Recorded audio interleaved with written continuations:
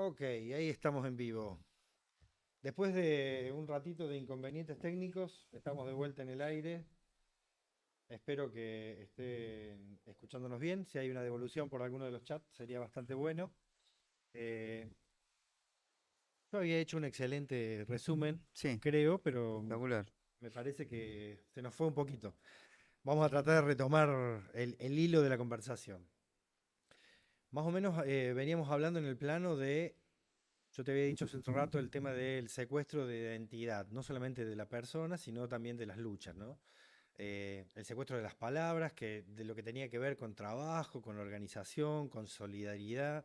Eso es algo que las generaciones nuevas han ido perdiendo, no así, no practicándolas. O sea, hay muchas generaciones de estas que siguen practicando la solidaridad, independientemente de la ideología que tengan, pero siguen generando lazos sociales que son muy importantes para el desempeño de una pertenencia.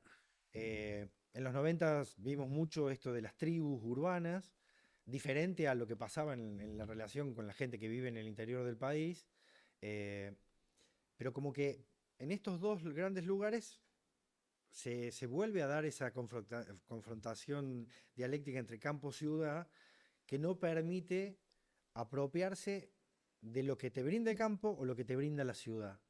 Eh, y esto tiene que ver con la cancelación de una generación de resistentes, tanto de los 70, tanto de los 80, eh, que hoy la mayoría de la gente que no milita, de los jóvenes que no militan, de la gente vieja que no hace el ejercicio de ser el hombre sabio de una unidad básica, de un lugar de encuentro, de un centro cultural, donde no hay transmisión oral de pensamiento, no se produce enraizamiento.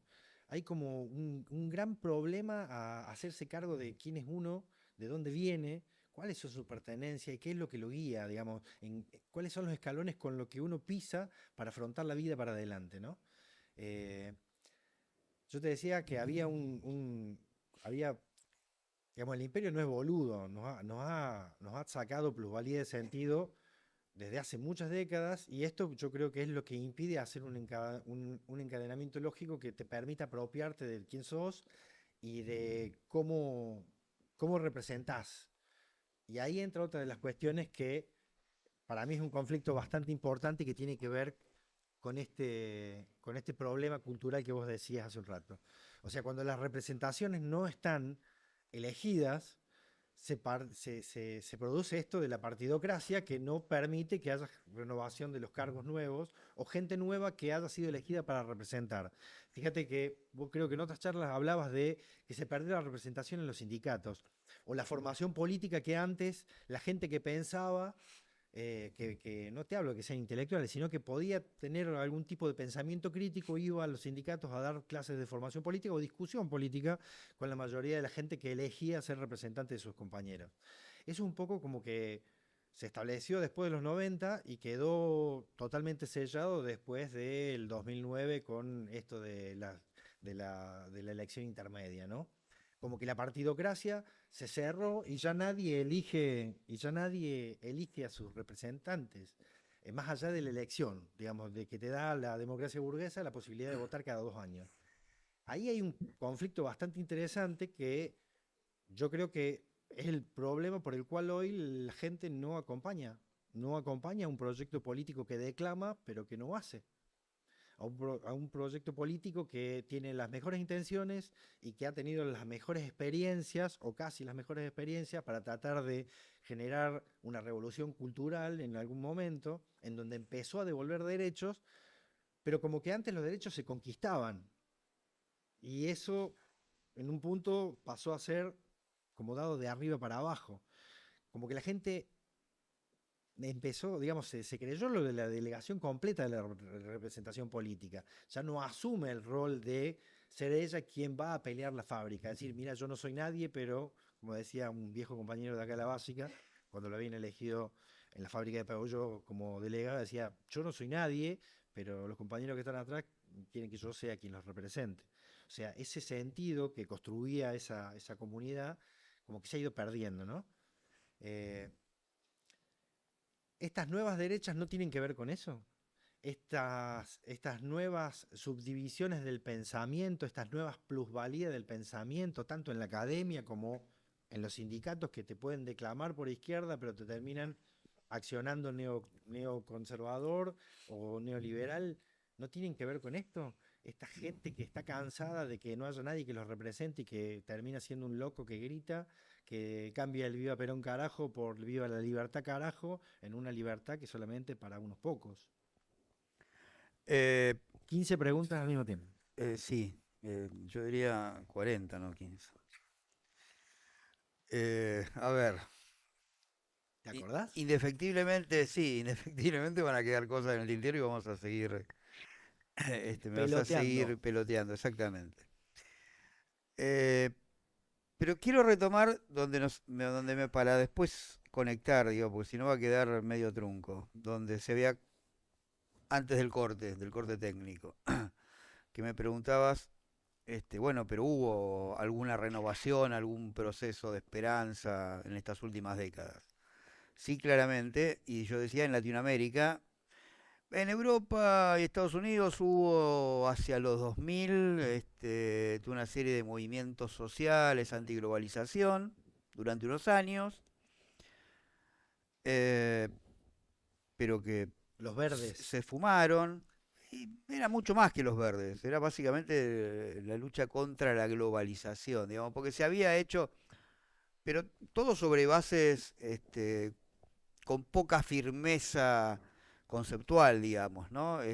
Parecía que al final de los 90 se había descubierto la globalización y la globalización es constitutiva de la modernidad capitalista. Yo te diría que la globalización está desde el origen de los tiempos y del registro del primer tipo que se subió a un barquito. No, no.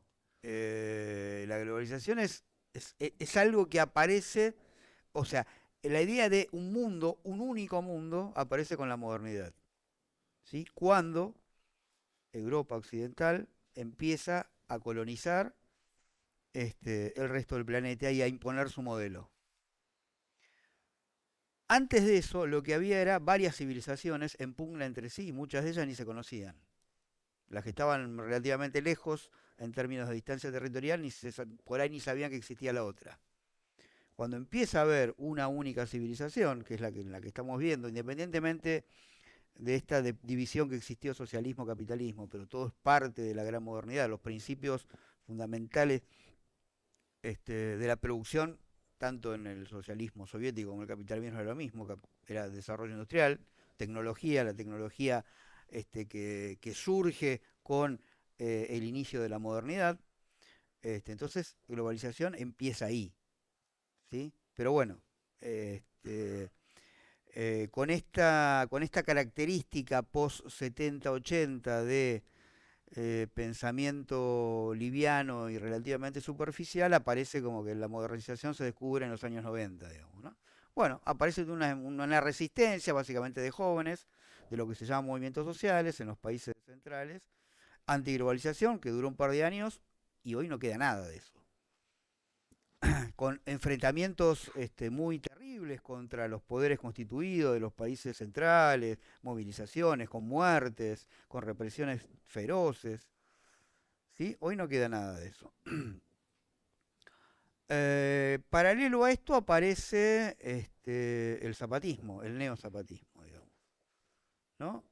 Con una consigna que rompía con todas las consignas previas de rebeldía, que era caminar al paso del más lento. Ujú.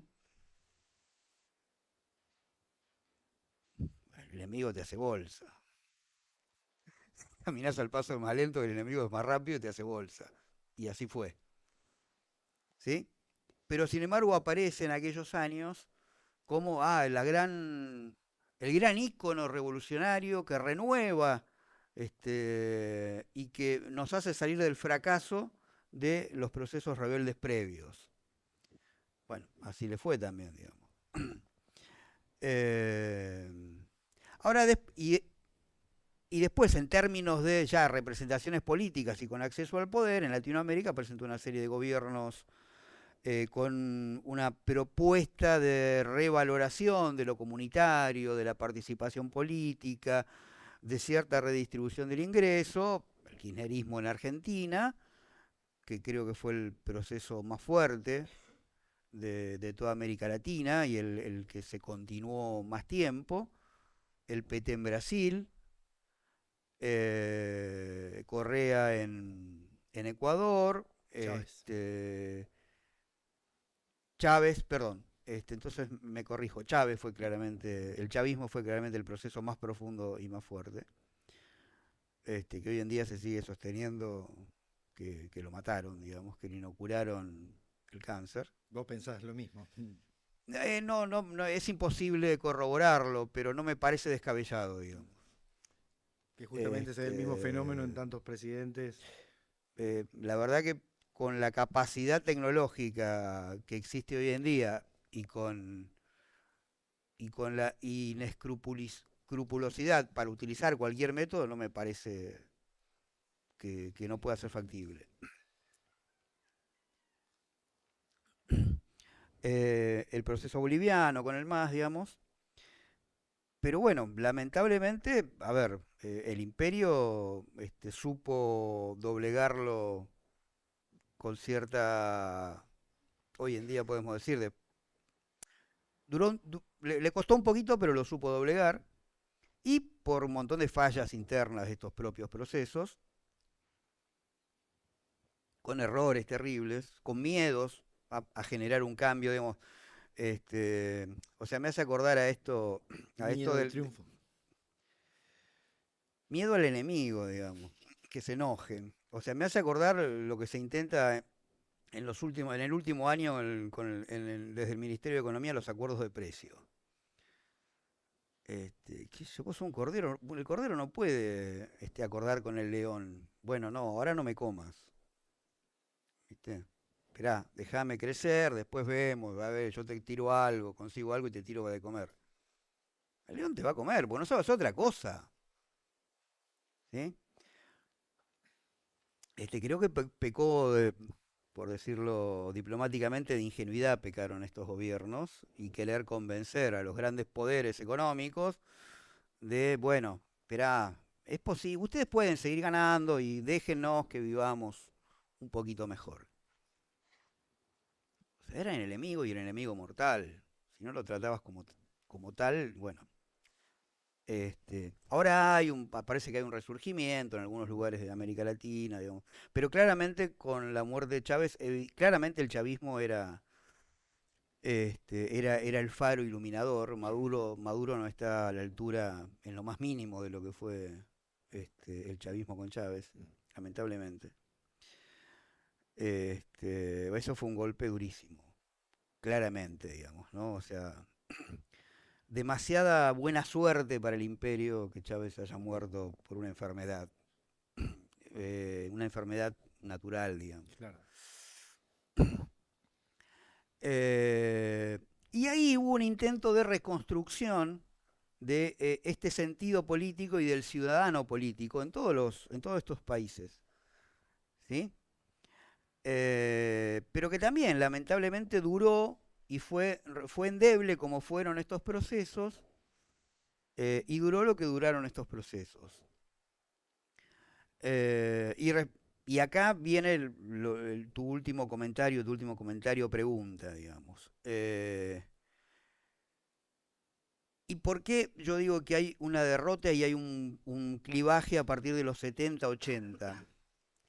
Porque es una derrota y porque, te decía, hoy en día parece una derrota final, digamos, parece, ¿no? Quiere decir que esto no resurja, ¿sí? Pero para resurgir, ya se tiene que barajar todo y dar de nuevo, porque desde 1830, desde la Revolución Francesa hasta los años 70, 80 del siglo XX, obviamente el poder concentrado contra los poderes populares estaba en empuja permanente, avanzaba más uno, más otro, pero lo que no se perdía nunca era esta idea de resistencia, y esta idea de resistencia colectiva, y este ideario de alcanzar un mundo diferente, un mundo distinto, y que tenía que ser colectivamente, con errores, mayores errores, más contradicciones, menos contradicciones.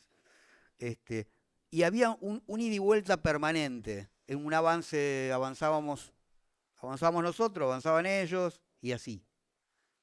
Lo que pasa a partir de los 80 es que la gran victoria de los poderes concentrados es que logra doblegar casi, nunca es de manera absoluta, digamos, pero de tal manera que quedó restringido a muy pocos focos, este sentido de rebeldía, y más el sentido de rebeldía colectivo, que resurge tibiamente con el movimiento antiglobalización, con el zapatismo, pero que por su propia constitución no podía ir más allá de donde fue, porque no tenía claro cuál era el enemigo y cuál era el camino a seguir, ninguno de los dos. Así como todos los movimientos sociales focalizados, puntuales, que es la época hasta el día de hoy de esas reivindicaciones. Este es el otro componente, digamos, de gran victoria del poder concentrado. Hoy lo que tenemos, los movimientos sociales, ¿qué representaron hasta ahora? Momentos de resistencia interesantes, pero cada uno tenía un recorte de la realidad por la cual luchaban. Demandas específicas. Demandas específicas, exactamente. Digamos, ¿no? Cuando antes de eso, con distintas orientaciones políticas, lo que se pretendía era cambiar las reglas de juego de la sociedad. En mayor medida, en menor medida, en un sentido o en otro, pero digo, la idea del sujeto universal que se revela con los movimientos sociales ya se desvanece. Aparecen sujetos colectivos particulares. Y muy atados, ¿sí? digamos, a una demanda económica. Digamos, las demandas sociales tienen que ver con... No necesariamente. La mayor, digamos, el principio de todo esto es gente sin trabajo. Básicamente lo que están demandando es trabajo para generar las mismas condiciones de vida. O sea, me remito a pero a ver, está bien. Palabras tuyas de otra charla. Estamos pidiendo trabajo para seguir siendo explotados. Claro, pues eso me refería al movimiento piqueteros, que fue un caso particular de Argentina, digamos, ¿no? Pero después, lo que viene de los países del norte y que después se reproduce en el tercer mundo, en América Latina, movimientos ambientales, movimientos de identidad nacional, étnicos, el feminismo que crece muy fuertemente en los últimos años, los movimientos de género, que no es lo mismo que el feminismo, Sí. Hoy en día están confundidos, pero son cosas que van por carriles bien diferentes. De hecho, hay toda una disputa interna dentro del feminismo respecto de eso.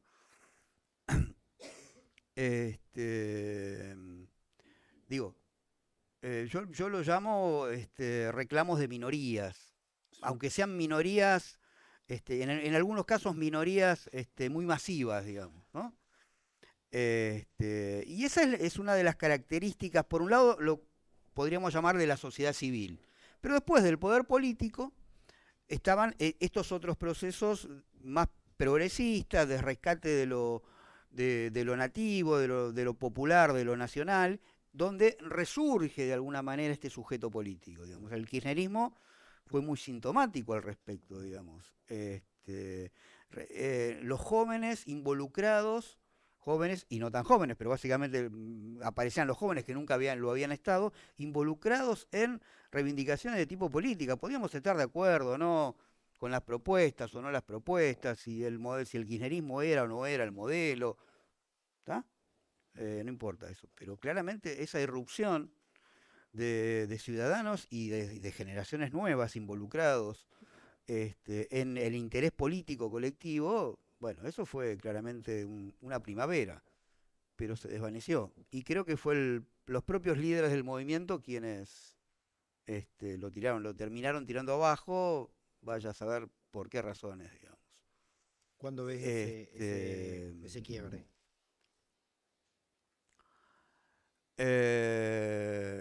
Con la elección de Macri, el abandono de Daniel Scioli, digamos. El soltarle la mano a Daniel Scioli. Bueno, primero creo que hay un gran error con la 125, un error táctico. Ese empecinamiento en seguir con la 125 cuando esos objetivos se podían lograr con otras herramientas, cuando ya veía que toda la sociedad se te ponía en contra, creo yo había que haber aflojado. Y muy inteligentemente, porque Cristina tenía esa capacidad de, de retomar esa lucha desde otro lugar. Me la está jubilando a Cristina. Tenía, me dijiste. No me la jubiles a Cristina. No, tenía, quiero decir, en aquel periodo, en aquel momento, me estoy refiriendo. ¿Dónde está Cristina hoy? ¿Sabes? Está, sí, acá. Está por acá cerquita. ¿Está acá? Sí, por acá cerquita. Ah, bueno, mira qué bien. Yo no te la estoy jubilando. Eh, Creo que eso fue el punto, uno de los puntos de inflexión y después la verdad yo no pude, todavía no termino de entender cómo se lo construye a Macri y a ver, Scioli estuvo a 2 puntos de ganarle el balotaje. Podría haberle ganado y andás a ver si no lo ganó. Soy de los que creo que lo ganamos. ¿Sí? Digo, porque cuando hay una diferencia es tan mínima, viste, qué sé yo, solo muy pocos saben qué pasó ahí, No, en ese recuento de el votos. problema es justamente ahí. La palabra es recuento de votos y quién es la misma empresa que seguimos teniendo hoy, que es la que cuenta los votos. Está bien, pero digo, está claro que Scioli la peleó sola. Acá te puedo dar fe y podés verlo en nuestra página de Facebook, cómo los compañeros se pusieron la camiseta y militaron eso como no lo militó Sabés que no ni me, el PJ comunal. bueno, sabés que no me refiero a algunos grupos en particular. Me refiero a la estructura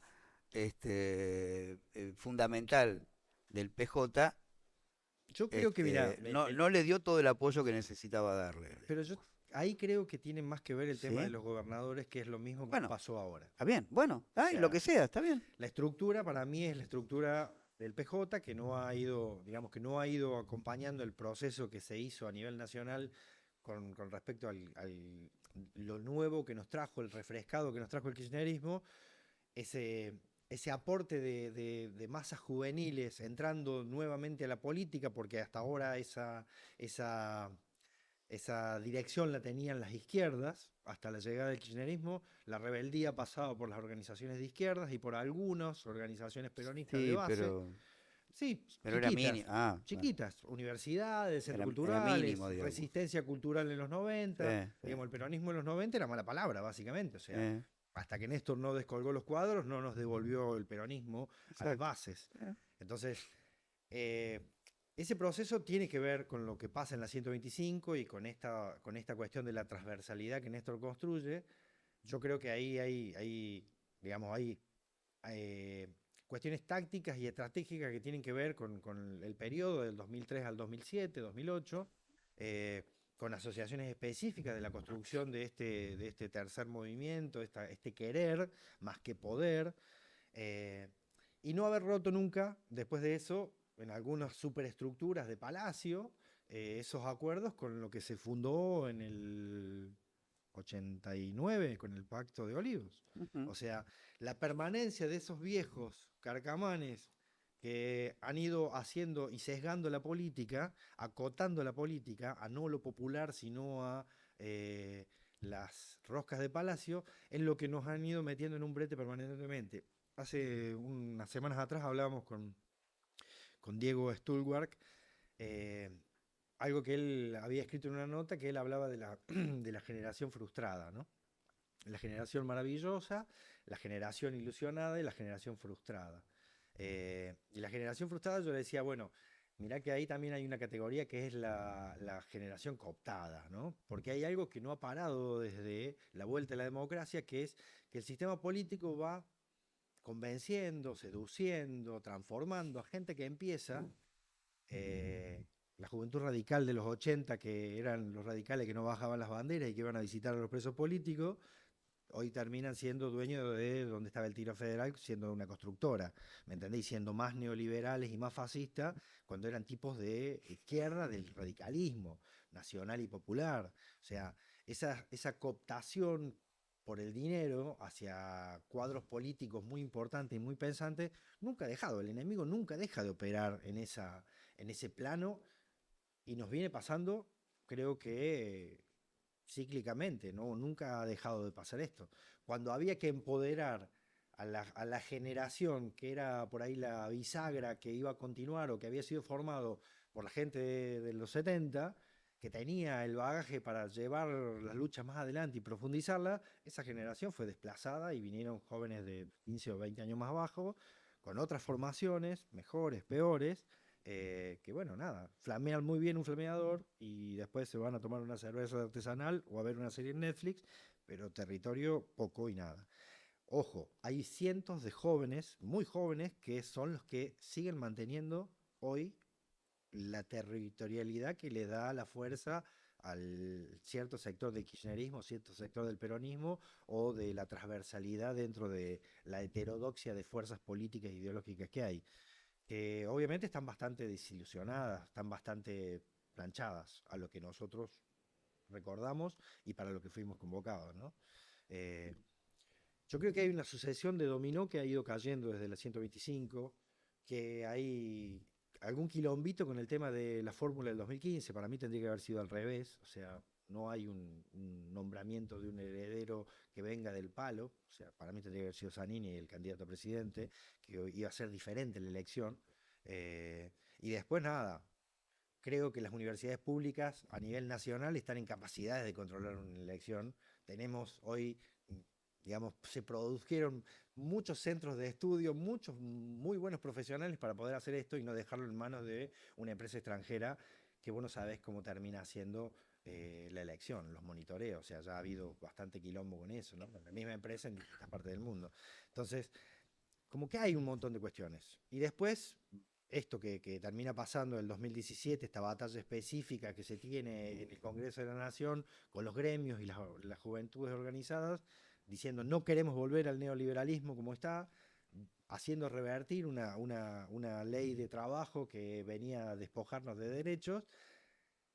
La ilusión muy grande de Cristina teniéndola otra vez en una lista, porque hay algo que ha pasado, que es la gente ama a Cristina. Independientemente que seas peronista o no seas peronista, hay un 30-33% que con Cristina en la boleta, 35-40%, depende de las ciudades, vota a Cristina. Y le importa dos pedos lo que vos digas, lo que yo diga, lo que es Cristina. Bueno, ahí el caso del pibe este que salió con un microfonito a preguntarle a quién votás antes de las elecciones hace 2 o 3 meses y le dijeron, yo voto a Cristina, pero Cristina no se presenta, entonces voto a Milei. O sea, eso te da un producto de los últimos 8 años que se ha dejado de formar políticamente a la gente. Se ha dejado de darle la herramienta para que la gente discuta política. Eh, y yo creo que el máximo error que hemos tenido en la cuestión de gobernanza de estos 4 años tiene que ver con eso. Tiene que ver con que no sé si es un gobierno totalmente fallido, pero creo que la construcción de sentido no se ha disputado. Que las ¿Cuál? batallas reales por la obtención de las divisas no se ha disputado. ¿A cuál gobierno te referís? Al gobierno de Alberto. Al actual, de Alberto y Cristina. De Cristina, presidente del Senado, sí. Siendo vicepresidenta y cumpliendo su rol de presidir el Senado, sin tener una lapicera. Ahí no vamos a pelear, ¿eh? Entonces, eso es fundamental. Yo creo que hay errores desde las conducciones intermedias, que no han, digamos, que no han tenido lugar específico de preponderancia para transformar esto, y hay grandes luchas internas, intestinas, que van en la cancelación. Así como la percepción de sentido ha hecho algo con esto de las violencias, de la cuestión de géneros, a partir del 2016-2017, también ha cancelado a todos aquellos que pensaran diferente. O sea, ha ido haciendo, creando las condiciones y muniéndose de las herramientas para cancelar a gente que es capaz de generar pensamiento crítico. Pero es que hoy la cancelación está a la orden del día, digamos. Exactamente. Bueno, yo soy una víctima de eso.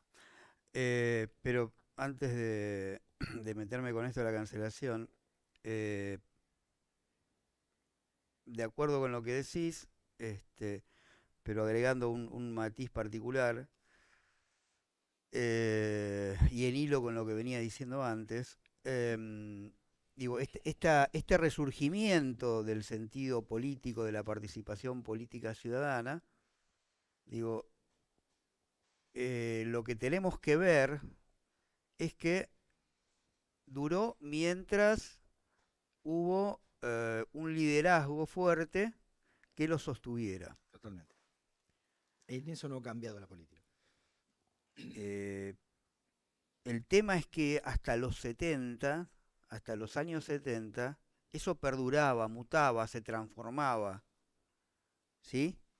Y podían aparecer unos líderes o no, pero la militancia de base venía con fuerza. Entonces creo, digo, por eso digo, esto es una demostración de la debilidad en la que estamos Sí, y que es un empezar todo de nuevo, como que se perdió la memoria histórica de la rebeldía. Por eso digo, en los 70 hay un corte abrupto. Esta rebeldía no rescata, más allá de que por ahí discursivamente, con el tema de los derechos humanos, los desaparecidos, este, pero acá me voy a meter con un tema polémico, pero dale, dale. digo, Abuelas de Plaza de Mayo, tiene una tarea humanitaria impresionante, absolutamente que no, es absolutamente loable, ¿sí? Este, pero vos fijate que no va más allá, digamos, ¿sí? El rescate, no hay una recuperación de esa memoria histórica. Los hijos recuperados de los desaparecidos, ¿por qué fueron desaparecidos? Exacto. Porque tenían un pensamiento crítico, una militancia crítica, digamos, y hoy está perfecto, la cuestión humanitaria es absoluta, la cuestión de la identidad, pero me parece que le está faltando una pata ahí, Claro, pero es la identidad de una porción de la población que intentó hacer ¿sí? una revolución. Bueno, por eso digo, creo que en el ese rescate de los nietos está faltando una pata, con lo cual eso no implica que los nietos tengan que hoy en día militar, no, no, pero esos son el resultado de la derrota de un proyecto de cambio de Tal los cual. años 60 y 70. Eso está faltando, y creo que eso es sintomático, eso nos pinta como sociedad.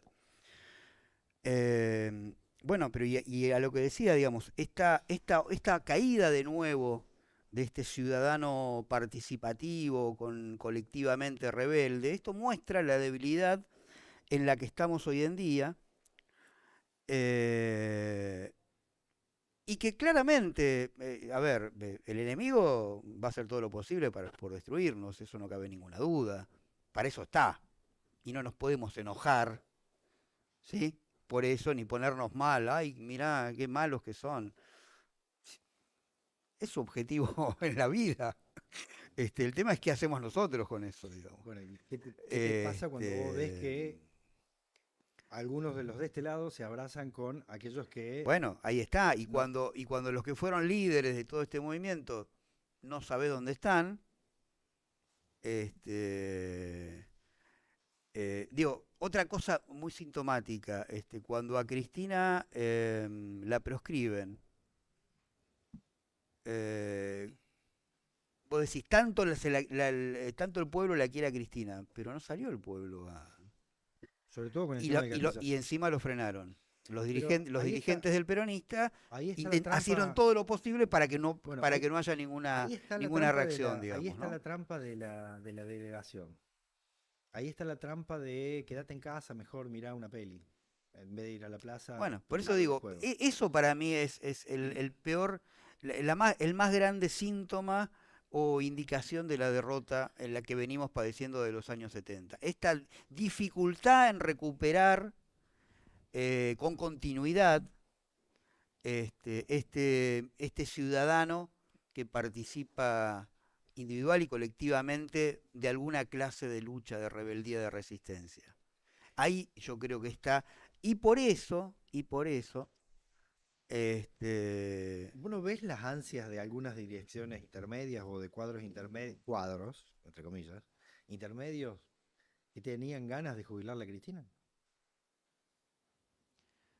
eh, eh, a ver, a la luz de los resultados, sí, es bastante fácil poder deducirlo, digamos. Este, eso está claro, digamos, o sea, incluso los propios aliados actuales, Alberto, Massa, ¿no? Claramente Cristina les hacía ruido, les molestaba. Eh, eso es sin dudar, pero yo me acuerdo la plaza, el discurso de Cristina cuando se va del gobierno, parecía, lo dicen todos, no lo digo yo, digamos, parecía un gobierno que estaba asumiendo, no que se estaba yendo. ¿Y qué pasó con todo eso? ¿Cómo se puede haber perdido, digamos, ¿no?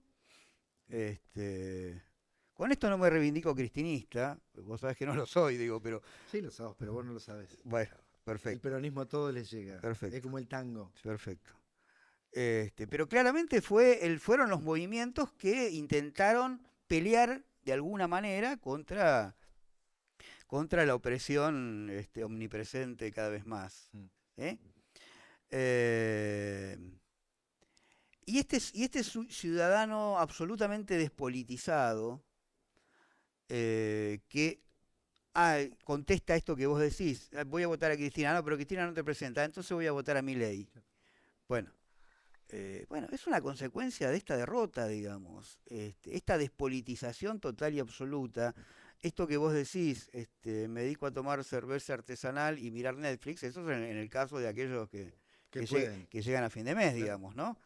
Si no, qué sé yo, chupo Tetrabric o la peor cerveza comercial que pueda haber y no sé, después qué sé yo qué carajo hago. En lugar de mirar Netflix, bueno, algún otro entretenimiento de distracción total y absoluta, de no compromiso, digamos, ¿no? Bueno, creo eso habla y el desinterés, los medios lo que ocurre en los medios de comunicación es sintomático, digamos, ¿no? La banalización absoluta, la ridiculización de todo, los programas de chismes que inundan absolutamente todo. De hecho, pasó 10, 20 años de programa de chisme, se transformó después en el mismo formato de un programa de política. Sí, O sea, sí, sí, eso sí. está planificado, no Sí, es sí, sí, sí. consecuencia. No, seguro, seguro, seguro. Y esta cuestión de las minorías creo que también es muy... hay que verlo, porque hoy en día las luchas se han fragmentado cada vez más, Eso lo ves inducido y a propósito. claramente. Y a esto me refería antes cuando decía, hoy en día hay que entender el fenómeno norteamericano porque ha tomado un carriles un poco distintos a lo que era el clivaje. Trump viene a romper un poco el esquema, digamos. Este, Estoy hablando de entender lo que viene ocurriendo diferente, no tomar posición por Trump o por los partidos demócratas o por la derecha republicana de Trump. Eh, Digo, claramente la socialdemocracia, el Partido Demócrata, en las últimas décadas se ha volcado hacia fundamentalmente un capitalismo estrictamente financiero y especulativo. ¿Sí? Tanto es así que Estados Unidos se viene desindustrializando y ese vacío, en política y en relaciones sociales, los vacíos, si no se ocupan, los ocupan otros, lo ha venido ocupando China. ¿Sí? O sea, en parte, el éxito de China a nivel, más allá de la terrible capacidad de producción, sí, justamente el otro día lo terminé de comprar ese libro. Es fundante para lo que estás diciendo. Sí, la Guerra Fría cultural. Sí, sí, sí. Bueno, frente a este retroceso del proceso de industrialización es que aparece Trump, que incluso Trump es una disrupción dentro de la derecha, dentro del Partido Republicano. ¿Sí? Porque hasta Trump, el Partido Republicano, Era otra cosa. era otra cosa y era una negociación cuasi pactada demócratas-republicanos. El bipartidismo a pleno, exacto. ¿Sí? El engaña pichanga de votamos, pero en realidad las reglas del juego no cambian nunca, digamos, porque se manejan en otro lado, ¿no? No se manejan en el poder político de los representantes de las elecciones. Trump rompe con eso y dice, y por eso tiene buena parte de los sectores populares atrás, digamos, ¿no? Porque viene con la promesa de Viene devolver con la la industria. promesa, y bueno, de hecho en parte lo logró. Y la otra promesa, ese es otro cambio interesante, no promesa, sino un hecho concreto. El tipo, evidentemente, en términos del imperialismo expansionista norteamericano, lo ve como un gasto innecesario, por lo menos en ese momento. Sí. Con lo cual no quiere decir que Trump sea un tipo democrático, que quiera el desarrollo de todos los países por igual. No, es una cuestión de interés particular Nada más. de su proyecto político. Bueno, y eso ha tenido una consecuencia en el mundo, digamos. Ahora dice claramente que si llega a la presidencia, retira todo el apoyo a Ucrania. Eso es un problema entre los rusos y los ucranianos. Digo, yo me desentiendo.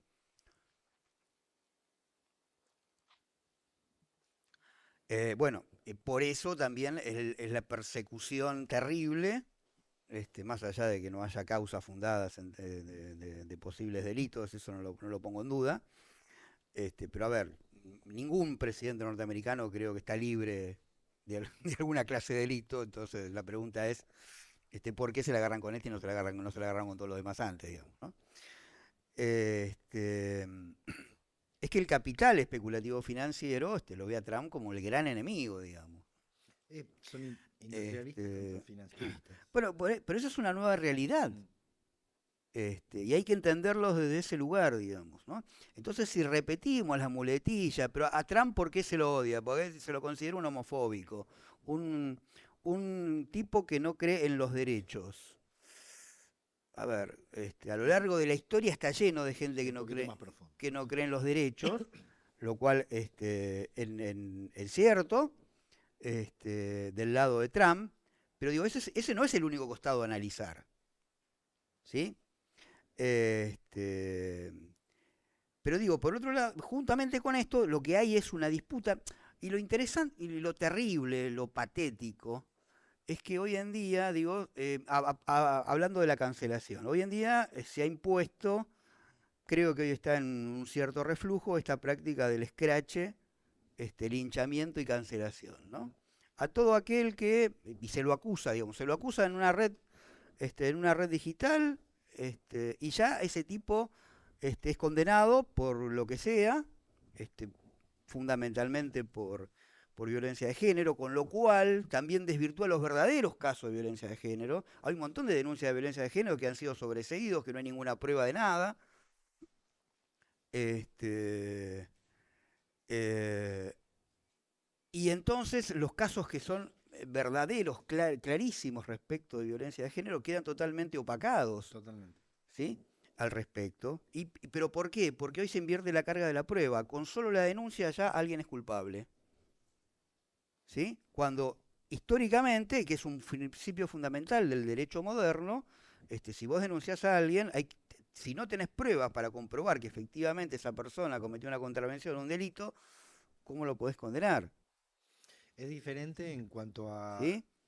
digamos, a casos de abusos sexuales, ¿no? O sea, hay como una carga muy específica, muy detallada, y otra cuestión es la mala utilización de la reglamentación para generar venganza. O sea, que hay infinidad de casos en todos lados.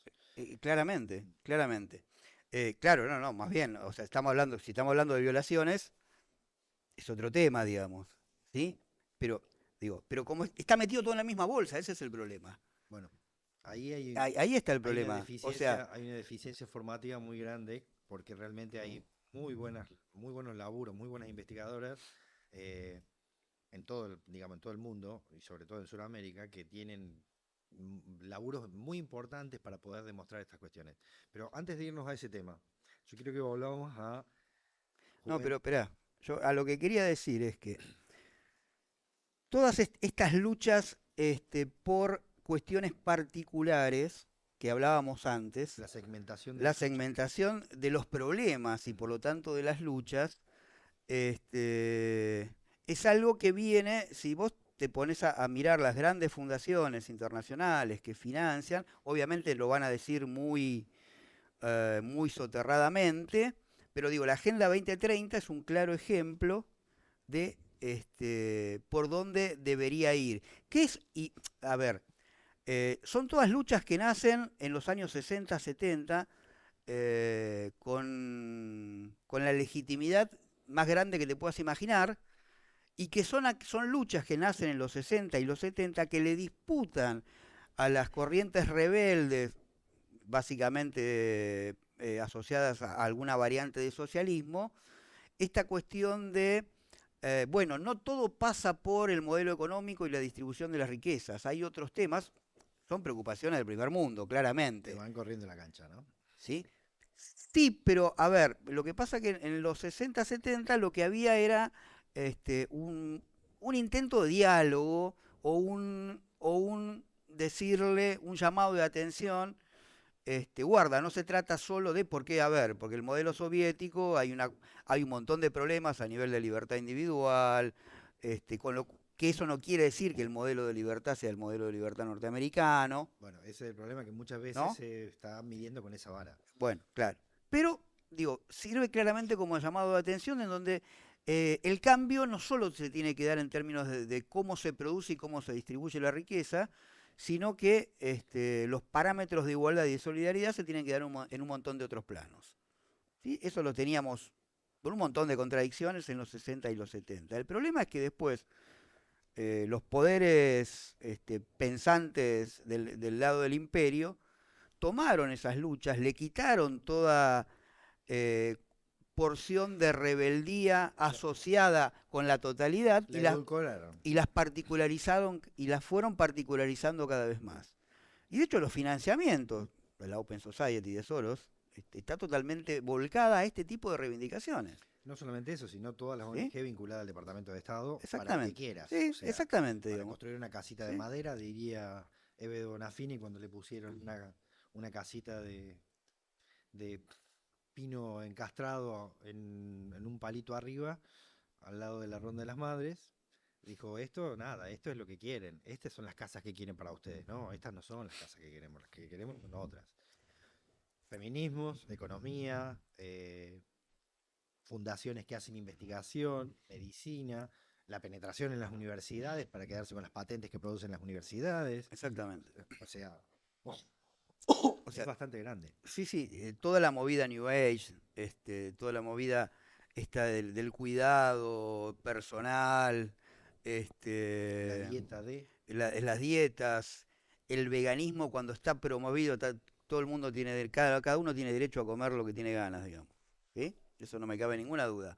Pero cuando el veganismo se transforma en una ideología política, ahí tenemos un problema. Bueno, pero ya nos había pasado eso ¿Sí? en los 70 y en los 80 con los partidos verdes, sobre todo en Europa. Vos fíjate que estaban muy asociados a las izquierdas en un momento y después a un falso humanismo, que no era el humanismo cristiano o el humanismo Exactamente. entendido como Sí, comunitarismo. sí, sí, sí, sí. Nada. Sí, sí, Estaban el derrotero de los partidos verdes es muy sintomático. Exacto. Hoy en día el Partido Verde Alemán apoya la intervención el apoyo de la OTAN Claro. a Ucrania. Eso es imposible durante los 20, 30 primeros años de todos los partidos verdes europeos que tuvieran un planteamiento de ese tipo, digamos. ¿Vos por qué ¿Sí? pensás que Bueno, mientras las luchas se desvían hacia esos costados, la verdadera lucha, que es en contra del sistema de opresión y explotación, no existe. vos pensás que puede haber un capitalismo bueno? No. Es la imagen que nos quieren hacer creer desde los poderes. Y digo, por eso se financian todos este tipo soterradamente se financian estas luchas, lo que se hacen es tratar de bajarnos modelos de por dónde tenemos que ir en nuestros cambios, digamos. ¿Sí? O sea, preocúpense por las boludeces, que nosotros nos preocupamos por las cosas importantes. ¿Sí? Bueno, creo que esto es otro síntoma de esta terrible derrota, digamos. ¿Sí? En lugar de que las cuestiones que tienen que ver con el cuidado de nuestra salud, el cuidado de las relaciones entre las generaciones, entre nosotros, la relación con las cuestiones ambientales, la relación con el otro cultural, sean parte de un modelo de cambio global, son luchas particulares, independientes entre sí encima, y que niegan el cambio más profundo en otro sentido. Y aquello que intentamos pelear por ese cambio en otro sentido, bueno, somos estigmatizados y acusados de diferentes maneras, digamos. ¿Por qué pensás que la política en los últimos 30 años se ha perfeccionado para que sean solamente abogados los que ocupan los lugares de? Un abogado puede ser el director de una empresa de combustible, un abogado puede ser el presidente de la nación, un abogado puede Bueno, ser es el de una estrategia corporativa sumamente exitosa ¿Por qué del ¿Por qué gremio los sociólogos no del llegan? gremio de abogados. Y porque nosotros somos unos pelotudos que nos dedicamos a pensar y no nos involucramos con esas cuestiones. Pero ha habido sociólogos que han puesto el cuerpito. Ha habido. Y sí, pero creo que son los menos, sí. No tiene que ver digamos, cómo están tabuladas las universidades en toda Europa y en toda América, sobre todo, que a los pibes no se les enseña a investigar para transformar, sino investigar para ser un encuestador.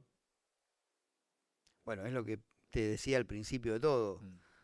Hoy en día no, pensamiento crítico no se produce, ni se genera, ni se promueve, y yo diría que casi tampoco demasiado el pensar, digamos.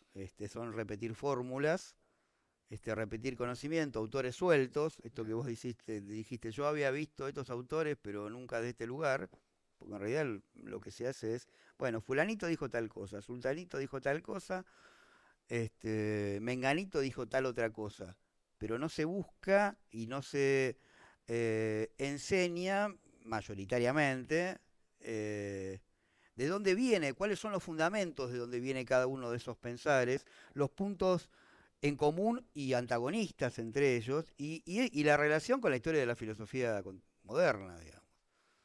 ¿Sí? Porque lo que hay hoy en día es una transformación y complejización de cosas que se venían pensando de los griegos y los romanos. ¿Y los árabes? Este, sí, en parte han tenido su influencia en algunos lugares de ¿Vos te Europa, acordás que yo te digamos. nombré en alguna clase a Khaldun? Ah, sí, ahora me acuerdo. Este, realmente no conozco Cuando lo conozca te va a caer, la influencia real te vas a caer de culo. de, del de la ocupación árabe del sur de Europa, cuánto influyó, digamos, ¿sí? Eh, pero igualmente eso es posterior, digamos, a lo que es el nacimiento de nuestras ideas, digamos. Yo te digo que te vas a Este, sorprender. no, no, no. 1238, hay un tipo que no solamente sintetizó todas las ideas occidentales que hoy bandereamos, sino que te vas a dar cuenta que Adam Smith, la teoría del valor, muchas más estaban escritas en ese textito de este tipo que te va a reventar la cabeza. No, está bien, puede haber sido un Es un, adelantado, es un digo. texto Pero a lo que yo me refiero es que las ideas fundantes vienen desde antes. claro. Bueno, A eso me lo que dice refiero. Haldun es que hay 4 o 5 A eso me imperios que han sido refiero. olvidados y han sido borrados. Y Bueno, solamente sí, se y preservan sí, en el claro. relato oral. Bueno, eso es la modernidad. La modernidad es la imposición de un modelo para borrar a todos los anteriores. Eso está claro. ¿Vos no ves que eso está pasando en los últimos 8 años en Argentina ¿Qué y en el cosa? mundo? ¿Qué cosa?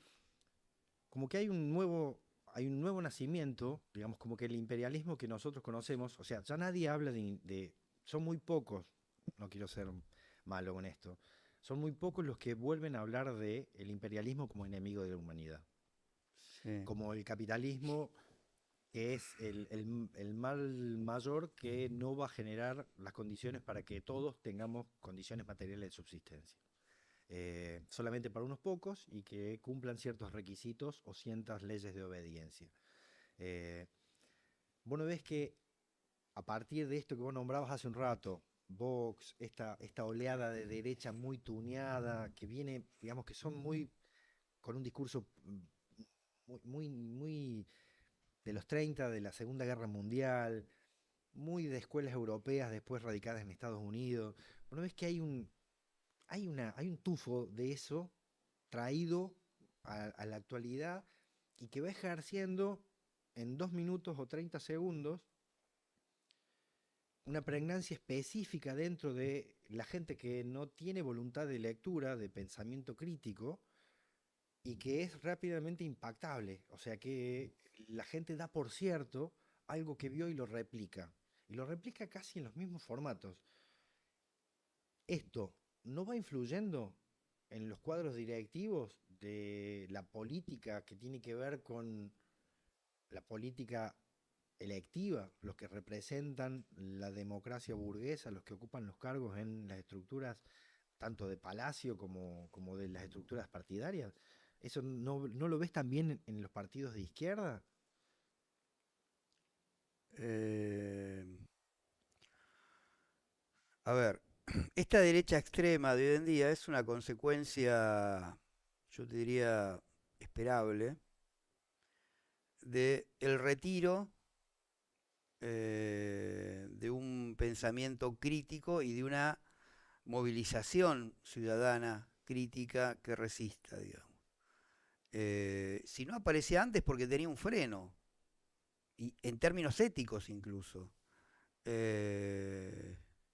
Milei, Bolsonaro, Vox, este, y no lo pongo a Trump necesariamente en esa bolsa, ¿eh?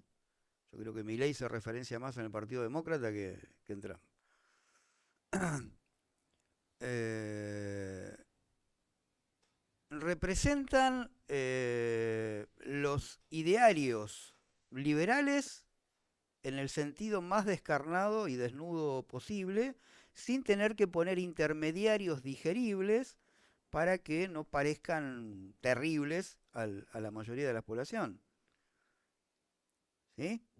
La socialdemocracia, si bien la socialdemocracia es un desprendimiento del marxismo, socialismo, después se ha transformado en un capitalismo bueno, entre comillas, digamos. Pero bueno, también era necesario porque del otro lado tenías un discurso totalmente contrario, anticapitalista. Hoy que no tenés un discurso anticapitalista y ante la cada vez las relaciones sociales y las conciencias colectivas cada vez más pedestres y cada vez más desinteresadas por qué es un colectivo social y cada vez más encerradas en sí mismo, que es un proceso, obviamente, promovido desde el poder, pero también, a ver, yo no puedo entender que la culpa la tiene solo el poder, la culpa la tenemos todos, digamos, ¿sí? Porque si no, tengo que creerme que no somos más que monitos, que nos manejan desde arriba, digamos, ¿sí? Tenemos una capacidad de reflexión. Y de acción. Y de acción. Pero a ver, eso implica un trabajo. Es mucho más fácil quedarse así y boludeando, no haciendo nada, no pensando, que ponerme a reflexionar y actuar. Eso implica un mínimo costo, esfuerzo. un costo. ¿Sí? Un costo que, digamos, otras generaciones estaban dispuestos a pagar. Es Y hoy que por hoy se veía como algo que aportaba. consustancial a la vida, digamos. Totalmente. Eh, entonces yo creo que, digo, a mí no me... O sea, es terrible el discurso de estas derechas, pero es poner en blanco sobre negro cuál es el pensamiento clásico liberal, digamos. Sin vocablos intermediarios que lo hagan diplomáticamente digerible. ¿Cómo ves acciones posibles Este, para revertir, no te digo la cuestión electoral, sino la cuestión social, el avance en el pensamiento social que funda esto, ¿no? Que funda digamos, las posibilidades de esta gente que tiene ese tipo de principios, si se le puede llamar principios. O sea, ¿cómo haces para reconstruir con la juventud y con la no juventud estos pequeños lugares que son los lugares donde se transforma la realidad? Qué buena pregunta. Si lo tuviera tan claro, la Sos respuesta... sociólogo, macho. Si Los sociólogos tienen que ¿No que empoderarse. tenemos respuesta de todo? Y son sociólogos. Este, a ver, lamentablemente funcionamos con líderes, ¿sí? Eh, y con líderes intermedios y con dirigentes intermedios también, digamos. Yo te diría, lo ideal sería que todos, utilizando un término que está de moda, todos nos empoderemos y salgamos masivamente y así de boca en boca lo transmitamos, pero bueno, eso no ha funcionado. Cuando aparece algún líder que lleva adelante alguna bandera de intento de cambio de cosas, bueno, ahí hay un montón de gente que se ha puesto atrás y se ha organizado algo. Cuando esos líderes, por las razones que fueran, son corridos o se corren, lo que tenemos es un reflujo total, porque el nivel de maduración de una conciencia colectiva es casi nulo. Ya te digo, porque fue absolutamente aniquilado entre los 60 y los 70. Pasó cuando surge Evo, cuando surge Néstor Kirchner, cuando surge Chávez. Lula, más o menos, porque ni bien asume el poder, ya se baña en la bandina, digamos, ¿no? Ya antes, ya con la fórmula presidencial, con la primera vez que llega al poder, ya se había bañado en la bandina. Pero digamos, ponerle Chávez, Evo en lo que representa en la historia boliviana, Claro. digamos, ¿no? Si vos me decís en términos de su programa de gobierno mirado desde acá, por ahí no me resulta muy atractivo, pero lo que es en la historia boliviana es un proceso de cambio impresionante. Revolución en sí. Lo que fue en su momento el kirchnerismo, digamos, ¿sí? Bueno, o los borraron o se corrieron, faltó ahí, entonces yo hoy en día desde las bases lo veo complicado, porque digo, estamos muy en pañales, ¿viste? Dame ¿Una qué? una línea de acción.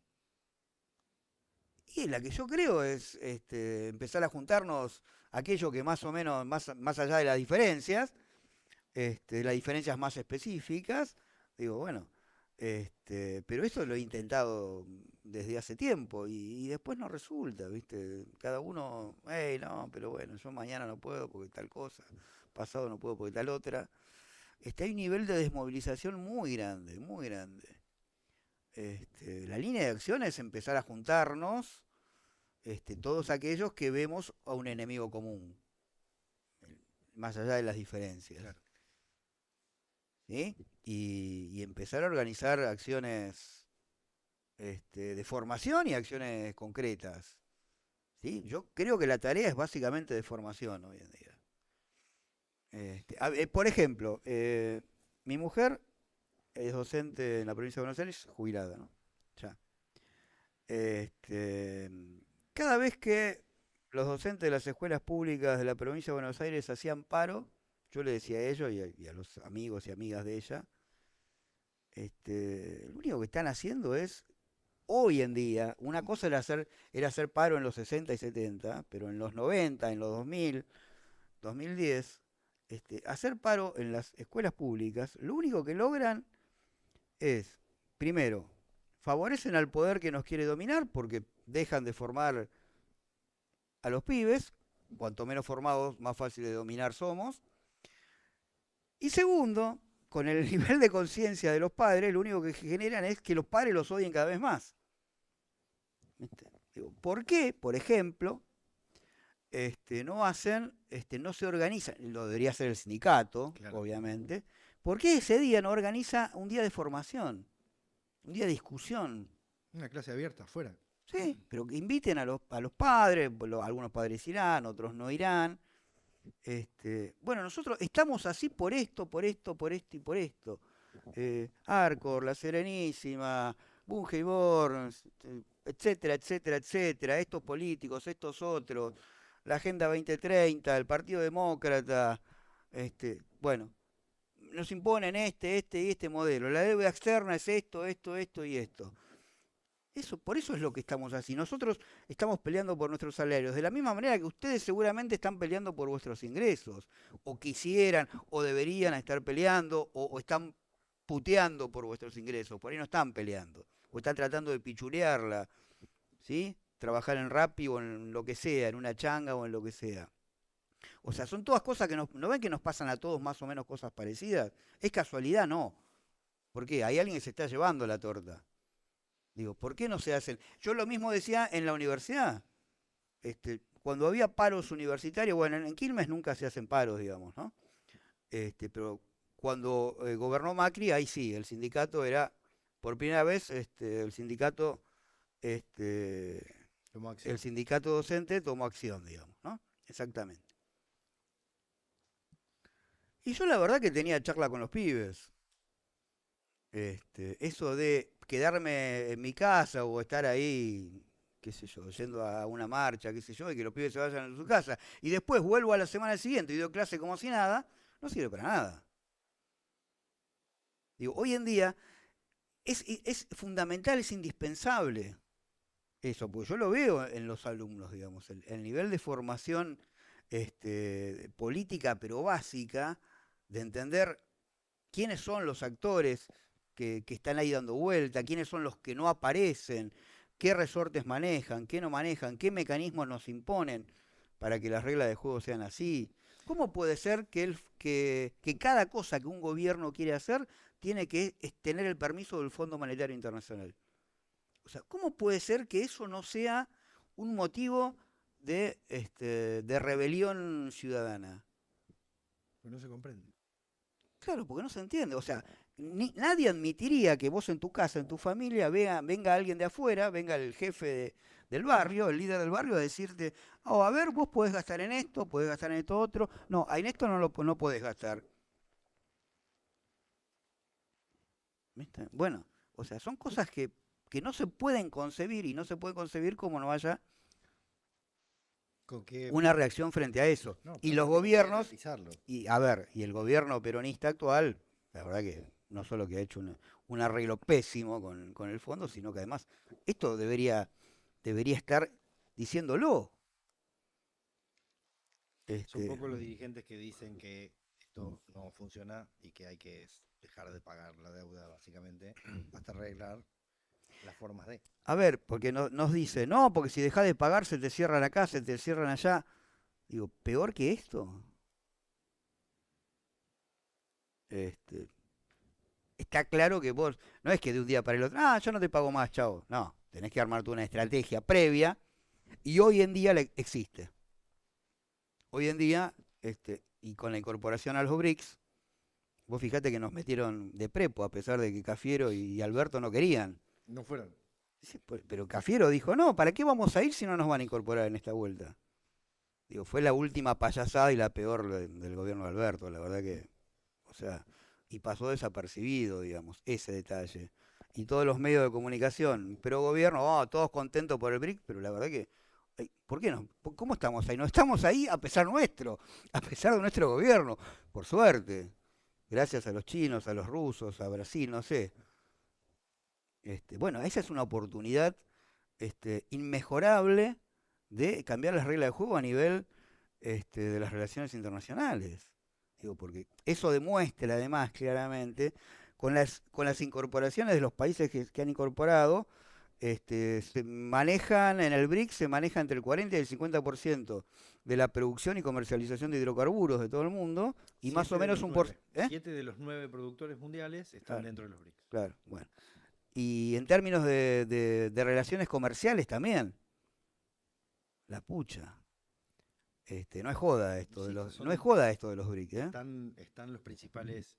Bueno, fue una discusión bastante interesante que tuve con un docente de pelo largo de la universidad el año pasado, donde planteábamos básicamente si nosotros debíamos entrar en esto y comercializar en yuanes. Todo esto antes de que se diera la situación actual. Se cagaba de risa el tipo diciendo como que uno no entendía un pedo. Tal vez uno no entienda un pedo, pero le parecía por lo lógico, por el barrio, básicamente. O sea, si vos querés voltear al prestamista del barrio, va y lo buscás. Que te preste guita a otro, un vecino, que sea solidario, que no te cobre interés. Bueno, son estrategias de supervivencia barrial. Eh, y a los que estudian mucho los números desde la historia, a veces fallan en esto.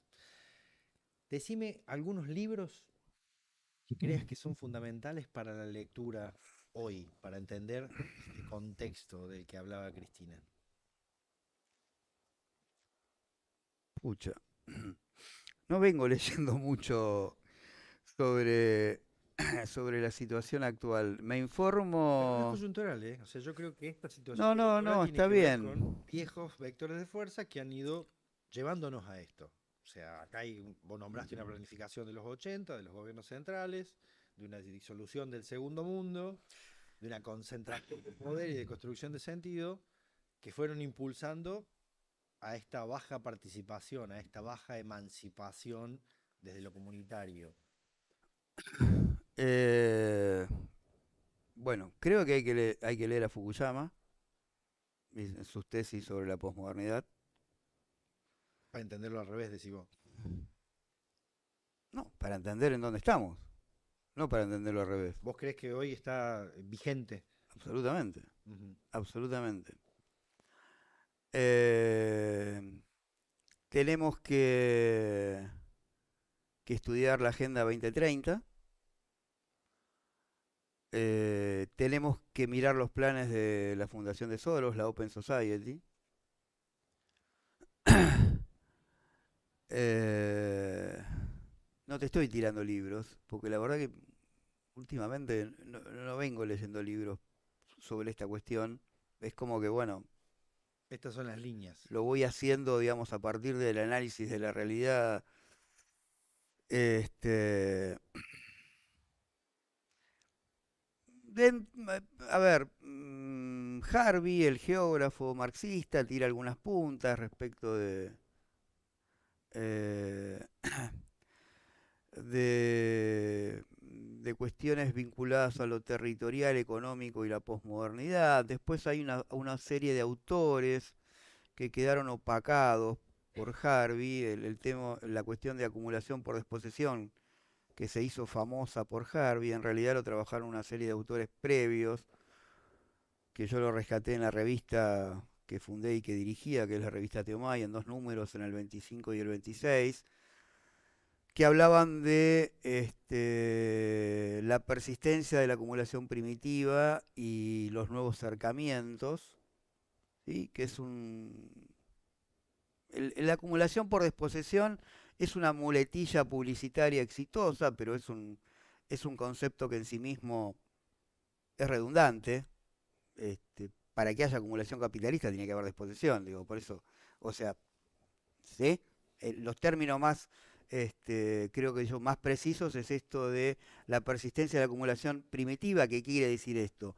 Que es un proceso de acumulación asociado con mecanismos violentos de desposesión, ¿sí? Porque una vez instalado el circuito de mercado capitalista, el mecanismo de desposesión es a través de lo que Rosa Luxemburgo decía, la pax de mercado, digamos. ¿No? Están establecidas las reglas de juego, nos convencen a todos de que vos tenés que vender tu fuerza de trabajo, a cambio te pagan el No salario. hay otra cosa. Bueno, y ahí está el mecanismo de desposesión, pero todo en términos pacíficos. Cuando aparece la violencia, que es lo que Marx describe en la acumulación originaria, bueno, lo que dicen estos autores, que aparecen en dos revistas de los años 90, una revista que es de Commoner, y otra que es Midnight Collective Notes, en la revista Teomay están traducidos los textos que parecen fundamentales de estos autores. Eh, y otra hablaba de los cercamientos, que también esto de los cercamientos son prácticas por fuera de las reglas del mercado, prácticas de actuación política y por la fuerza, de cercar porciones de las relaciones sociales, de las relaciones económicas e imponer determinado tipo de reglas, digamos.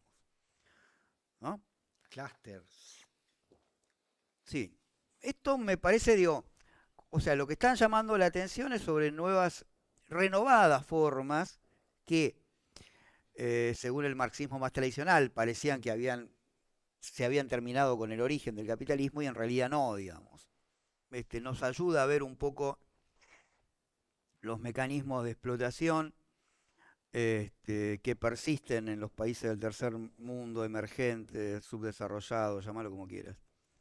Eh, Esto que los chetos de la academia después popularizaron con extractivismo, digamos, ¿no? Vos tenés varias charlas que estás hablando del extractivismo. Y vos Yo estoy hiciste, hablando críticamente del concepto claro, extractivista. ¿por qué no lo desarrollas un poquito? Eh, Porque vos a planteás ver, que el origen de esto, claro, tiene que ver con esto que acabo de decir, pero a ver, una característica, cuando no tenés nada para decir, nada nuevo para decir, ¿qué haces? Inventás términos nuevos, ¿sí? Para entretener y parecer que estás descubriendo cosas nuevas, ¿sí? El extractivismo es uno de ellos.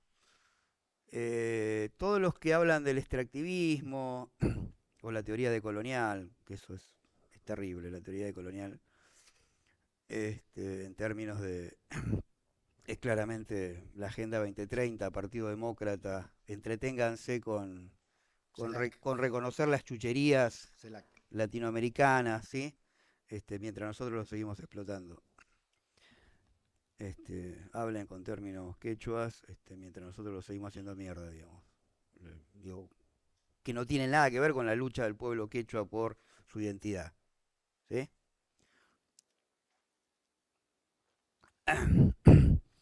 Eh, Digo, el extractivismo inventan este término, y obviamente de manera restringida, para referirse a los procesos extractivos de América Latina específicamente, pero hablaríamos de todos los países subdesarrollados. Ahora aparece en la escena mundial el caso de los países centroafricanos, ¿sí? Pone, digamos, sobre el tapete bueno, los procesos de explotación de los recursos que existen también en África, no solo en América Latina. En el caso de las rebeliones de Mali, Burkina Faso y Níger. El concepto de extractivismo nos dice, parece que descubre la pólvora y dice, oh, América Latina es víctima de un proceso extractivista de sus recursos naturales. Yo lo que hago en uno de los artículos que escribo los remito a Las venas abiertas de América Latina de Eduardo Galeano, digamos. Claramente es eso, ese texto fue escrito en los 70, el tipo hace una explicación muy coloquial del proceso de cómo se constituye todo país del tercer mundo. Esa es lo que hace Europa occidental cuando lleva la modernidad al resto del mundo. O sea, lleva sus pautas culturales, políticas, pero básicamente lo que hace es extraerle sus recursos para inyectarlos al proceso de construcción y de acumulación. Eso es lo que es la acumulación originaria, ¿sí? Esta expropiación por la fuerza de distintos tipos de recursos a la población para meterlos en una lógica de acumulación capitalista. Eso ya lo describía Marx, ¿sí? Además la teoría de la dependencia en América Latina de los años 50, 60, hablaba de eso. Entonces, estos niatos hablan del extractivismo, que lo descubrieron en los 90, en los 2000, y encima con ese término, extractivismo, pero se refieren pura y exclusivamente al circuito por el cual gobiernos de derecho progresistas concentran la economía en la extracción de recursos naturales. ¿Sí? Entonces, tiene dos problemas. Por un lado, de nuevo, no tiene absolutamente nada, porque también las nuevas tendencias intelectuales lo que hacen es negar toda la producción anterior. Claro. ¿Sí? Por ejemplo, uno de los pilares máximos de la teoría extractivista argentina, unos años antes se pone a trabajar el tema es una característica recurrente, se pone a trabajar el tema de la minería de oro y las asambleas populares. Quien primero trabajó esos temas fue un compañero amigo de Comahue, ya jubilado, Andrés Dimitri y yo, que nos vinculamos a la asamblea de Esquel, que fue el primer caso emblemático, porque antes estaba el de Cerro Vanguardia, pero Cerro Vanguardia nadie le dio bola en Santa Cruz. Y ahí rescatamos dos trabajitos de dos investigadores jóvenes que están citados, que yo los cité. Bueno, esta investigadora sumamente emblemática, súper famosa, cuando se pone a trabajar el tema de las asambleas, es esta práctica habitual de no reconocer todo lo anterior, los trabajos de Andrés y mío nos ignora absolutamente. Claro, absolutamente. Descubrieron el tema, obviamente, se hizo famosa con sus trabajos sobre megaminería. Está corresponsoreada. Claramente. Partido Demócrata de por medio. A través de las fundaciones que en Argentina financia, digamos, ¿no? Entonces, y el concepto de extractivismo se refiere pura y exclusivamente al proceso de extracción, cuando hay que entenderlo en términos de un proceso de acumulación global.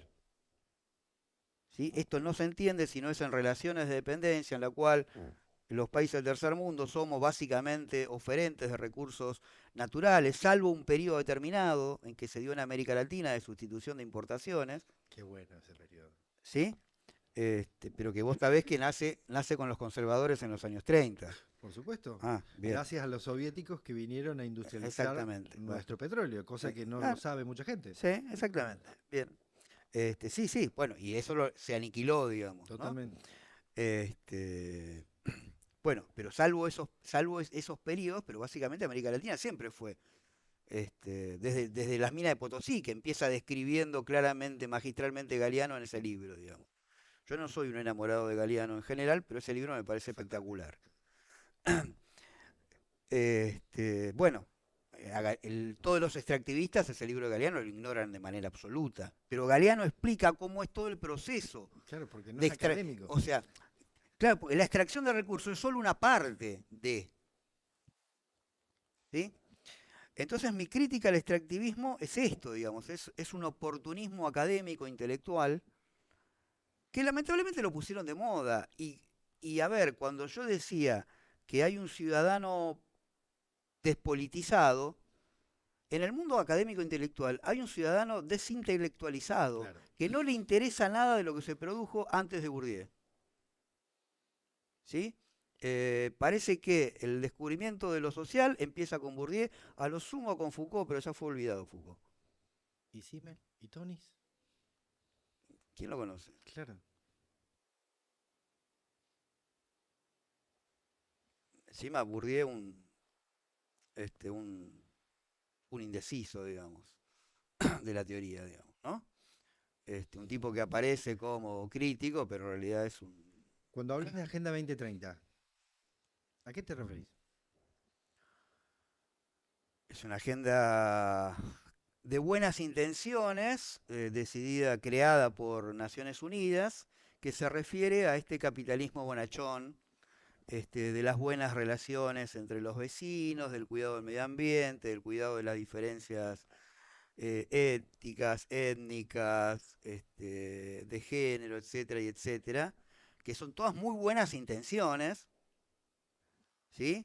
Está bárbaro que el mundo se maneje con eso, pero no solo con eso. Ahora, ¿cómo se llega a eso? De lo que no hablan para nada son de todas las relaciones de explotación y opresión, tanto internas a los países como entre los países. O ni de dónde Eso es de lo que no habla. ni de qué fundaciones partió en los años 80 la Agenda 2030. Sí, sí, claramente, exactamente. Bueno, sabemos Naciones Unidas que es, digamos. Y Así como en su momento fue las buenísimas intenciones en los 70, 80 con respecto al medio ambiente, digamos, ¿no? La Eco 82 y la previa, hermosas, buenísimas, pero lo que nunca dijeron, porque nunca lo dicen Naciones Unidas, estos organismos internacionales nunca lo dicen, es que para poder lograr eso hay que revertir todas las reglas de juego, digamos. Entonces, cuando nos quedamos solo con esos titulitos de la Agenda 2030, lo que hacemos es generar toda una serie de procesos de movilización social y política por esas luchas particularizadas, esas micro luchas. que en sí mismas son absolutamente válidas, pero el problema es que cuando están sacadas de contexto se termina convirtiendo en enemigas, y más hoy en día con las prácticas de cancelación y la práctica de odio al diferente, se terminan convirtiendo en enemigas de las luchas principales. Claro. ¿Cómo ves, y volviendo al tema del agua, cómo ves esto de una empresa israelí viniendo a manejar el agua en algunas provincias de Argentina? Así fuera de Guinea Ecuatorial la empresa, digo, más allá de que Israel es uno del socio fundamental de Estados Unidos y bueno, tiene una política respecto de los palestinos que es claramente repudiable. El agua es un recurso esencial para el desarrollo humano, digamos, no lo puede manejar ninguna empresa privada, porque son esos recursos que no puede entrar la lógica del capital, ahí no puede entrar la ganancia. El agua es un elemento indispensable para la vida humana, entonces se tiene que manejar con otros parámetros. A ver, y no porque el capitalismo sea malo, el capital sea malo, el capital tiene determinados parámetros. Si yo tengo una empresa, no me voy a preocupar ni por el bienestar de los trabajadores, ni menos por el bienestar de los vecinos. Si yo voy a poner una empresa, lo voy a poner para ganar. Y de hecho, si no lo hago de esa manera, la competencia me morfa. ¿Sí? Si yo soy un capitalista solidario, estoy en el horno. Duro un par de años y la competencia me destruye. Entonces la lógica misma del capital hace que no pueda entrar en el manejo de determinados resortes de la economía, como los medios de transporte, por ejemplo. Todo lo que es transporte, los servicios públicos, hay una contradicción entre el concepto de servicio público y capital y ganancia. O es servicio público o es ganancia. Ya no se sabe lo que es un servicio público. O sea, hoy por hoy no escuchás hablar de servicios públicos. No, claro. O sea, está invisibilizado y ocultado completamente. Sí, claro. Entonces, eso es parte de por qué hoy tenés una generación de pibes votando a Milei.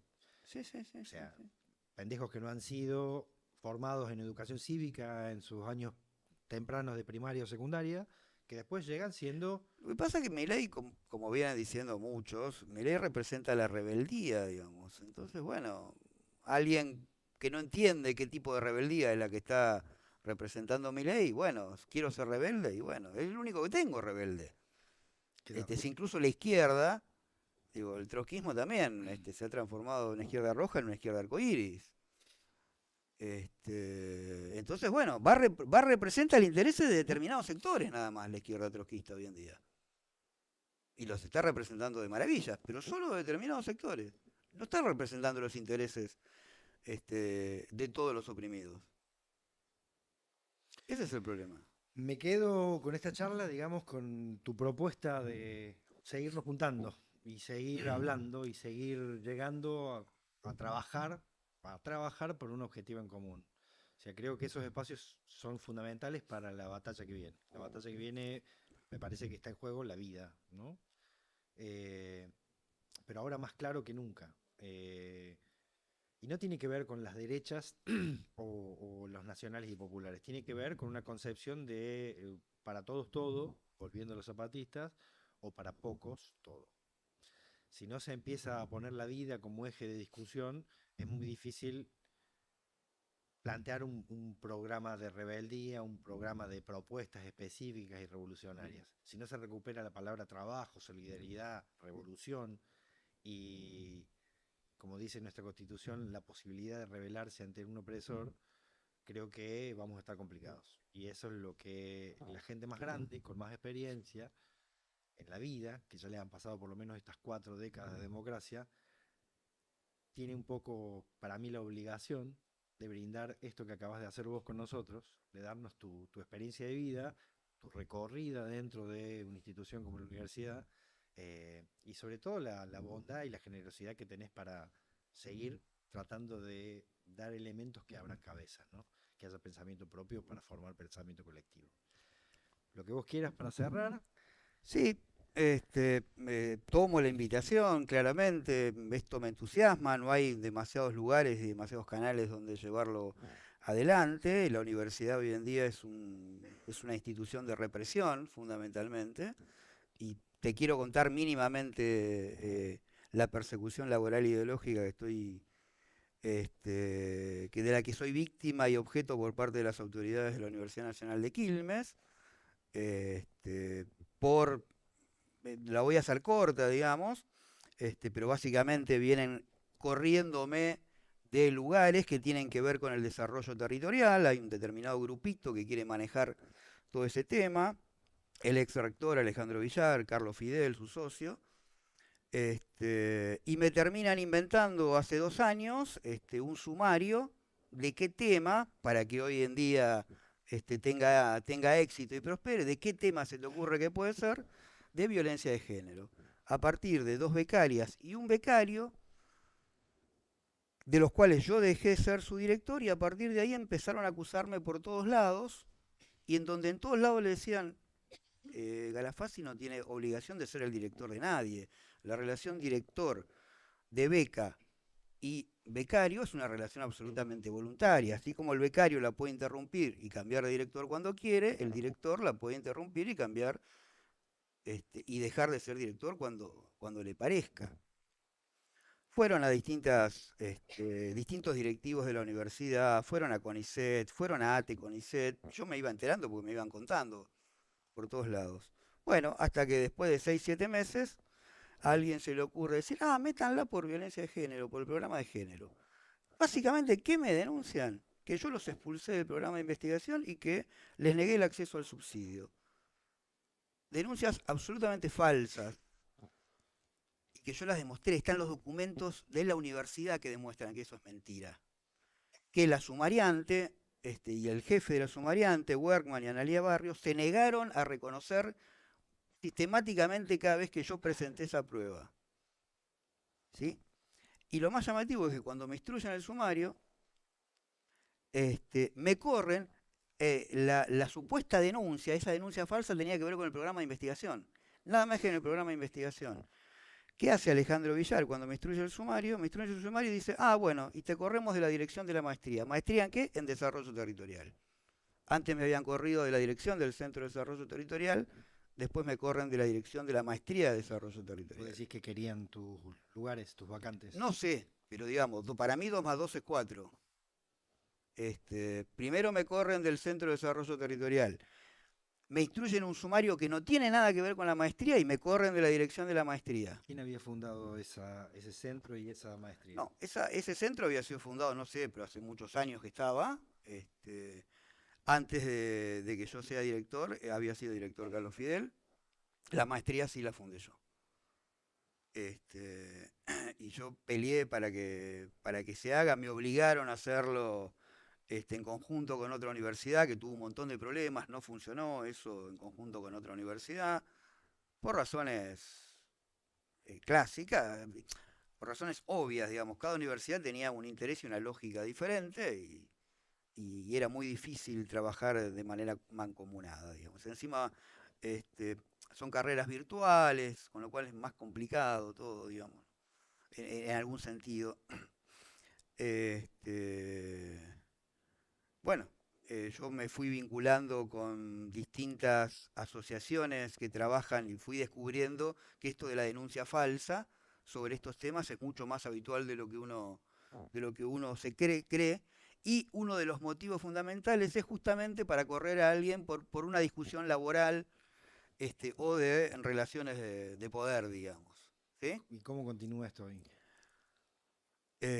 Tuve que poner abogado. Yo pedí, a su vez, a Alejandro Villar le continúa esto, me parece importante, Alfredo Alfonso como rector. Yo pedí varias veces entrevista con Alfredo Alfonso, siempre me la negó con excusas diversas, con lo cual yo digo, ¿qué es lo que pasa acá? Me hacen un sumario, me corren de acá, me corren de allá. Quien me corre está claramente identificado con eso de lo que me corre. Pido reuniones con el rector, no me quiere atender. Bueno, vamos sumando, ¿viste? ¿Qué sé yo? La denuncia por violencia de género no tiene nada de denuncia y nada de violencia de género, solo porque había 2 mujeres que dicen nada más. O sea, digo, es un uso absolutamente espurio de la violencia de género, que muy mal le hace a los verdaderos casos de abuso de violencia de género, que existen, claramente existen. Digamos. Bueno, fui descubriendo que está lleno de este tipo de denuncias. Hoy en día mi situación está que están a punto de cesantearme, solo falta que el Consejo Superior lo trate, con lo cual ahí tendré que ver cuál es la herramienta legal acorde para intentar defenderme, seguir defendiéndome en el ámbito de la justicia ordinaria, digamos, porque en el ámbito del sumario se me ríen en la cara, pero no te voy a entrar a contar los detalles acá, es muy largo. Está plagado de errores, está plagado de delitos que tienen que ver con errores de procedimiento, ¿sí? Delitos tipificados en el Código Penal por cómo actúan en el sumario y cómo actúan los denunciantes también. Pero no hay caso, digo. Hablé con varios consejeros superiores, me dijeron, no, eso ya lo trató legal y nosotros no tenemos nada que revisar. Incluso con Nancy Calvo, la consejera número 1 en la lista de consejeros superiores de la lista única, la UNCI es siempre lista única, incluso me agregó otra denuncia más que no está en el expediente. No, pero vos cuando eras director de la maestría lo sacaste de las materias. Digo, ¿cómo si a mí me echaron de la maestría? ¿A quién voy a sacar si me echaron de la maestría? O sea, es muy paradigmático, digamos, ¿no? Que la consejera superior, yo lo que le dice es revisá por favor las aberraciones jurídicas que comete el sumario, es lo único que le decía. Lo único que hace es decirme, no, pero me acusa, me agrega una denuncia más. Ella no tendría por qué saberlo del sumario. No tendría por qué conocer los detalles del sumario. Los conocía y cómo, y encima me agrego una denuncia más, digamos. Ya te digo, 2 más 2 es 4, qué sé yo, ¿viste? Qué difícil. Y creo que tiene que ver con... yo siempre fui una voz crítica ahí adentro. No respecto de la gestión universitaria. Con esos temas no me metí, porque realmente no los conozco. Incluso fui consejero por esa lista, digamos, del departamento, porque me parecía que se manejaban las cosas bien. El director del departamento, Daniel González, me dio la espalda de manera absoluta. Pero bueno, tengo un pensamiento que evidentemente no coincide con el mainstream de esa universidad, claramente. ¿Cuántos años hace que estás en la universidad? Más de 20, 21. Complejo para revisar. Bueno, pero es parte de lo que ocurre hoy en día, digamos, ¿no? Y digo, esas zancadillas que te hacen utilizando ciertas, por eso digo que cuál es la lógica que se baja desde el poder concentrado internacional respecto a dónde volcar las luchas, y en realidad a partir de un tema, de un derecho humano fundamental, que es el respeto por todos los géneros, se lo utiliza de una manera terriblemente espuria, digamos. Qué situación compleja y jodida, ¿no? Es algo que yo Sí. no me lo esperaba. Pero bueno, esperemos que los compañeros reflexionen, creen las instancias dentro del derecho y que pueda llegar a un buen término. Esperemos. Yo he intentado hablar y no me quieren escuchar las autoridades, así que no sé cómo hacer ya para que reflexionen. Esperemos que surta algún tipo de efecto esto, digamos, esta ayuda.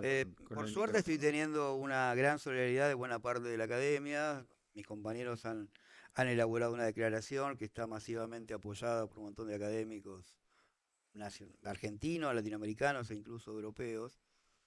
Bueno, espero que eso los haga reflexionar, ya que a mí no me quieren recibir, espero que entiendan las voces de mis colegas, digamos. Bien. Esperamos tenerte pronto en otra charla de esta. Te vamos a pedir que leas algún librito de coyuntura y que sigas dando todas las discusiones, porque lo único que hace avanzar es discutir. Es no quedarse cuando quieras, es un placer poder tener estas charlas, que no hay muchos espacios, digamos, eso nos hoy en día. Así que puede ser un tema mucho más específico, más corto, si querés, lo vamos armando, pero con sumo gusto, digamos. Bueno, espero que hayan disfrutado de esta charla.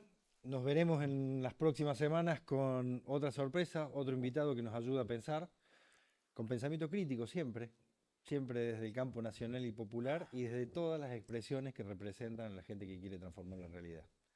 Les mandamos un abrazo y déjennos en los comentarios a ver cómo vieron esta charla. Nos vemos próximamente. Buenos días, tardes, noches. Aquí comienza. Geopolítica.